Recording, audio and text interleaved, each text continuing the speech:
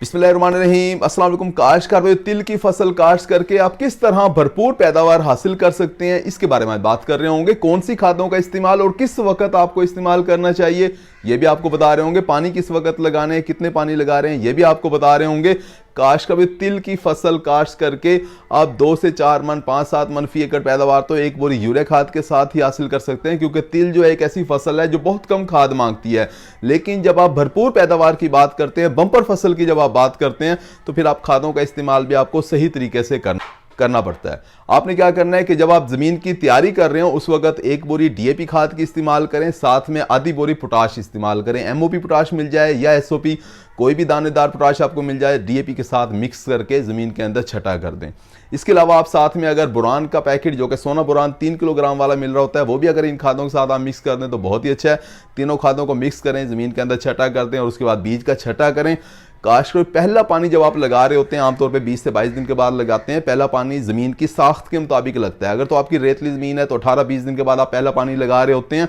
अगर आपकी थोड़ी पक्के वट की जमीन है तो 28-30 दिन 32 दिन के बाद आप पहला पानी लगा रहे होते हैं। पहला पानी जितना देर से हो सके उतना देर से लगाना चाहिए। पहले पानी के ऊपर आपको चाहिए कि एक बोरी यूरिया खाद की इस्तेमाल करें। जैसे ही वतर आए, वतर आने पे आप अपनी तिल की फसल के ऊपर जो है किसी अच्छे एनपीके का स्प्रे करवा दें या किसी अच्छे टॉनिक का स्प्रे करवा दें। 20-20-20 वाला एनपीके 1 किलोग्राम फी एकड़ के हिसाब से आप इसका भी स्प्रे करवा सकते हैं।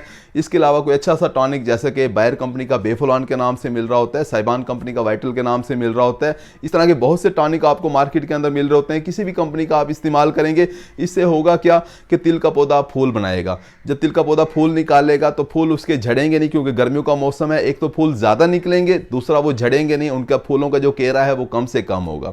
काश्त कभी उसके बाद फिर आप तकरीबन 15-18 दिन के बाद दूसरा पानी लगा रहे होते हैं। इस पानी के ऊपर भी आपको आधी बोरी यूरिया खाद की इस्तेमाल करनी चाहिए। ये पानी जब आप लगा रहे होते हैं तो इस वक्त फलियां कैप्सूल बनना शुरू हो जाते हैं।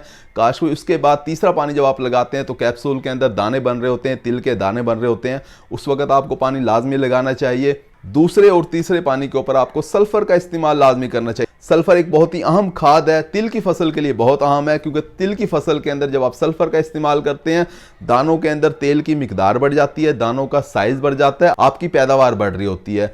तिल की फसल के अंदर सल्फर की अगर बात की जाए तो आपको 8 से 10 किलोग्राम फी एकड़ के हिसाब से डालना होता है। यानी दूसरे पानी के ऊपर भी आप 2 से 3 किलोग्राम फी एकड़ के हिसाब से सल्फर इस्तेमाल करें।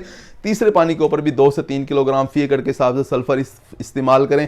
सल्फर आमतौर पर फ्लड किया जाता है, 80% वाला सल्फर इस्तेमाल किया जाता है। ड्रम में डाल के आप फ्लड कर दें। काश इसके अलावा 90% वाला सल्फर भी आपको मार्केट के अंदर मिल रहा होता है, जिसे सल्फर बेंटोनाइट भी कहा जाता है। 90% वाला सल्फर आपको चाहिए कि जमीन की तैयारी के अंदर डाल दें।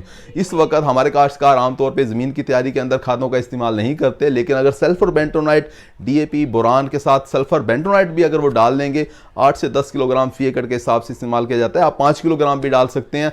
वो अगर आप डाल लेंगे तो तिल की फसल की जो सल्फर की जरूरियात हैं वो पूरी हो जाएंगी, भरपूर पैदावार की तरफ आप जा रहे होंगे। इसके अलावा अगर हमारे काश्तकार दोस्तों ने तिल की बिजाई कर दी और किसी खाद का इस्तेमाल नहीं किया, क्योंकि बहुत से काश्तकार दोस्त ऐसे हैं जो तिल की बिजाई कर देते हैं और खादों का इस्तेमाल नहीं करते, तो उन्हें चाहिए कि वो पहला पानी जिस वक्त लगा रहे होते हैं उस वक्त एक बोरी नाइट्रोफास की इस्तेमाल करें, साथ में आधी बोरी यूरिया खाद इस्तेमाल करें, साथ में 2 किलोग्राम सल्फर इस्तेमाल कर लें। उसके बाद दूसरे पानी के ऊपर भी एक बोरी नाइट्रोफास की इस्तेमाल करें और 2 किलोग्राम सल्फर इस्तेमाल करें। तीसरे पानी के ऊपर भी 2 से 3 किलोग्राम सल्फर इस्तेमाल करें। तो इस तरह से खादों का इस्तेमाल करके भी आप तिल की फसल से भरपूर पैदावार हासिल कर सकते हैं। उम्मीद है कि वीडियो आपको समझ आ गई होगी। अपना ख्याल रखिएगा। अल्लाह हाफिज।